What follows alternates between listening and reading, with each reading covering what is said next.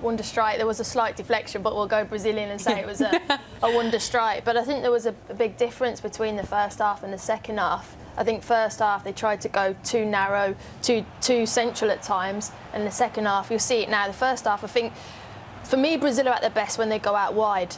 But to go out wide, you have to earn that right. And I think the first half they're going too narrow all the time, too narrow, coming in, and that plays into the hands of Switzerland. There's no space, and they have to come back. Now the second half, this one, they get it out. There's the shape of Switzerland, really narrow. But what they do now is they get it out right, wide, quick. That's their best players. Vinicius Junior comes over, gets a 2v1 there, and that's where the space then opens up for Casemiro and Rodrigo. But you have to earn that central space by going out wide first. And then look, it's just a wonderful strike. There's the slight deflection, but Ian, you'd be proud of that goal, wouldn't you? Deflection, yeah. Well, the thing is that I think that with the changes, I think the changes was more a mental aspect thing for me from Brazil. I think the fresh legs made a difference, Cal. But I think that they sped that up a bit. Because what Karen showed in the first half was that they just passed it wasn't happening. That was quality play. Bam, one touch in there, one touch off, bam, finish.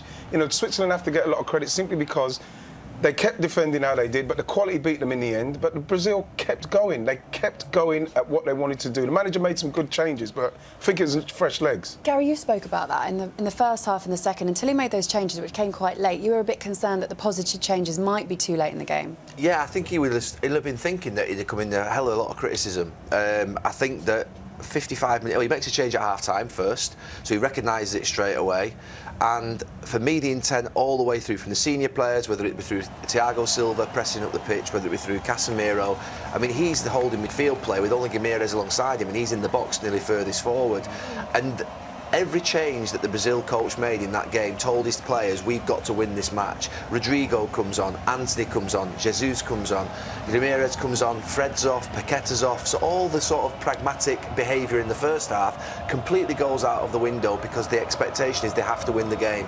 And they're now in a brilliant position where they've not only won the group, but all those talented players, we can see them in the third game. Yeah. He can probably experiment and give all his squad players a touch of the ball. It's a brilliant position for Brazil to be in. Yeah, thought they were a little bit too conservative for large parts of that game, but the coach got it right in the end by making the changes and interfering with that match positively. Karen just mentioned it about how Brazil are at their best out wide, and they did have quite a lot of chances from those kind of positions, Ian. Yeah, but at the same time, you can't take away from the fact that Switzerland were very much ready for them, and they weren't as ruthless as they were when they scored that goal, I thought, for a start. But like once they did get into these areas, you know, this is where you wanted to see more, just a bit too far from him. It was a fantastic ball from Vinicius there for him. But, you know, that's what they do. They went at them. Switzerland were tight, and that, again, good save. You know, he's had to try and take the chance, but they defended very well. They nearly got away with it, Switzerland, but the quality in the end undone them. It did feel at times in the stadium, the atmosphere actually felt quite flat. And we were even saying, look, if they don't put this to bed, yeah, a point probably would have suited them in terms of them qualifying.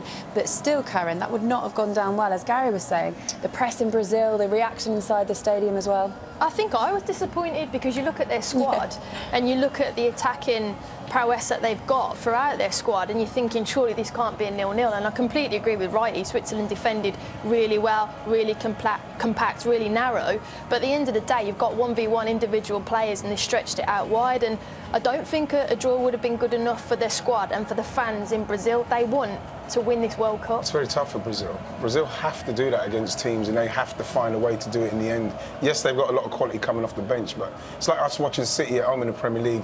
They just have to keep going and doing what they do best. The balance of a team for a coach is always to try and find the right attacking and defensive balance, but you want to try and get as many attacking players on the pitch as possible, your most talented players on the pitch, without losing that sort of defensive shape. At the end, the coach was pushing that sort of, if you like, balance towards the fact that he wanted those attacking players on the pitch. And I think that's the thing. All these coaches in these tournaments, some of them like Brazil, have got 6, 7, 8 unbelievable players. Can't get them all on the pitch, but how many can he get on the pitch? He didn't have enough of them on the pitch at the start of the game. Towards the end, it looked the right type of balance for the quality that they have. They've still got Neymar to come back into the side as well. All in all, we asked at half-time, are they missing Neymar? What do you think, Wright, in general? Absolutely, because of the calibre of player he is, and what he would do probably opens that up a little bit earlier, you know, unlock it with a bit of skill, a bit of something. So yes, you're going to miss someone like Neymar. Hopefully they'll be able to now have that game, then he could get enough rest where he could come back and really make a a real stance in this. Karen, since he's played for Brazil, this is Neymar in a World Cup. He's only missed 3 games for Brazil in World Cup games. They've lost those games without him. This was the first one actually that they managed to win in his absence, which I suppose when you're looking at the tournament in a whole will give them a lot of confidence moving forward. I think when you lose your star player, sometimes it does galvanise you as a team, because we've got to figure this out without him. But it's been impressive, because then when you go, well, we had him, you know, what levels can they next go to? It wasn't, for me, it was a typical job done performance from them today. Start off narrow, compact, and then we express ourselves, bring on our star players. And I think you mentioned it, the formula of winning tournament football. You know, no one had a shot against them. The goalkeeper's done nothing for 2 games. And that's what you need. As much as you've got all the attacking array that you want, clean sheets win your championships at the end of the day. It's true, actually. We almost forgot about Alisson. He's just been sat there, really, hasn't he, with his feet up. No shot on target against Brazil, which is something that, do you think, Gary, they can be proud of that? Yeah, I think that's every coach wants that. We see Pep Guardiola in the Premier League. I think that the changing face of football over this last 10 years is that we demand 60-70% possession from the best teams. We demand incredible football players, technically gifted players on the pitch, but they also have to keep clean sheets. They're also brilliant defensively. Not just that, they push up the pitch unbelievably. I don't know how Thiago Silva at his age is still pushing up that pitch, getting in front of, you know, I think about going to my career, to get in front of your forward all the time to try and win it is one of the hardest things that you're trying to do. He's still doing that, you know, late into his 30s. It's unbelievable. I thought Brill Mbola was very disappointing today, because you're talking about, what, 37, how old was he, 37, he kept 30? going to the ball, didn't he? Kept going to it. He should have spun him. And for me, you know, with Xhaka there as well, the ploy should have been, if you get some space, just go the other way with him, turn Brazil, see if you can get them turned, then you can get the team up the pitch a bit more, and then you might be able to create some chances, because I think they had opportunities to do it, Switzerland, but they missed it. And the margins against teams like this who've got so much possession are very small, Laura. It's interesting, the Brazil team at this moment in time, usually you always expect these Brazilian fullbacks to be like unbelievable, don't you, going forward? Both of them are a little bit reserved, aren't they? Yeah. But they're not the fullbacks of Brazil of old, though. It might suit them a little bit, though, mightn't it, just to have them a little bit reserved if they can bring in the extra attacking players up front. Yes. How disappointed are you, Karen, if you're Switzerland right now? Because they know how to grind out draws against Brazil, and perhaps they would have been, as the guy said in commentary, quite happy with the point there. Yeah, you would be. You get to that so far late on in the game, and then it's that one bit of magic and an overload in a wide area. But I actually think Wright is spot on.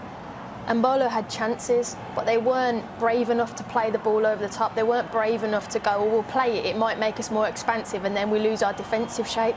You've got to have a go, and I think they've lost the game anyway. I'm with Wright. Mbolo should have had more opportunities, more bravery to have a go at the ageing back line of Brazil at times. Did they start off a little bit more positive in the second half and then become more conservative, Gary? The game opened up a little bit, didn't it, for about 15 minutes, where Brazil were changing with Guimarães coming on for Paqueta, and it looked like it just changed a little bit.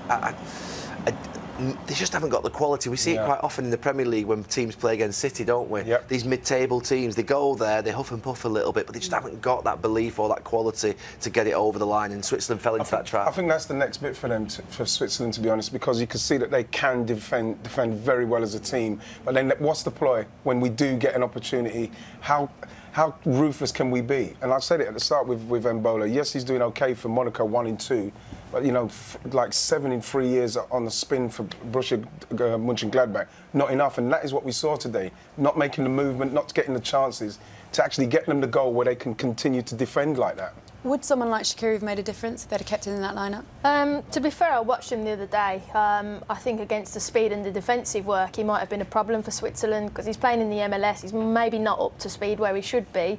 On the ball, he gives you that quality, but I think Wright hit the game plan for them would have been go direct, hit Mbola as quick as possible, and in behind, they didn't do it.